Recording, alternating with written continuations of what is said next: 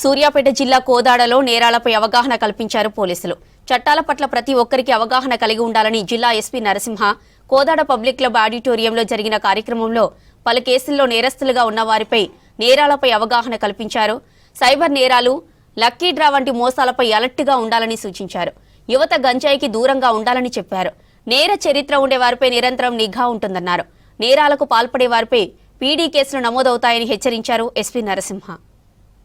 Rowdy sheeters కానీ గాంజా కేసులలో సస్పెక్ట్గా ఉన్నటువంటి వ్యక్తులకి మనం ఈరోజు గైడెన్స్, కౌన్సిలింగ్ అండ్ గైడెన్స్, వాళ్ళు మంచి వ్యక్తులుగా మారి సమాజంలో నేరాలు చేయకుండా ఫర్దర్గా ఎలాంటి అసాంఘిక కార్యక్రమాల్లో శాంతి భద్రతలకు విఘాతంగా కలిగించకుండా మత్తు పదార్థాలు, మాదక ద్రవ్యాలు, ముఖ్యంగా గాంజాయి వినియోగంలో వాళ్ళు పాల్గొనకుండా ఇంతకుముందు గతంలో తెలిసి తెలియక చేసినటువంటి తప్పులని సరిదిద్దుకునేడానికి మనం వాళ్ళందరికీ కూడా ఈరోజు కౌన్సిలింగ్ కార్యక్రమాన్ని కోదాడ సబ్ డివిజనల్ హెడ్ క్వార్టర్లో మనం నిర్వహించడం జరిగింది.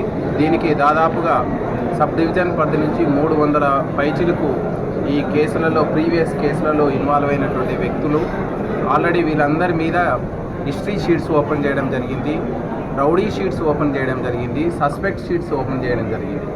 ముఖ్యంగా పోలీస్ డిపార్ట్మెంటు శాంతి భద్రతల పరిరక్షణలో సమాజంలో ఎలాంటి అసాంఘిక కార్యక్రమాలు, అభద్రతాభావం లేకుండా ప్రజలందరూ ప్రశాంత వాతావరణంలో పండుగలు, ఉత్సవాలు, అన్ని కార్యక్రమాల్లో వాళ్ళు పార్టిసిపేట్ అయ్యే విధంగా ఒక వ్యక్తి ఇంకొక వ్యక్తిని ఇబ్బందులు కలిగించకుండా ఉండడానికి ఈ కార్యక్రమం తోడ్పాటు ఉంటుందని మనం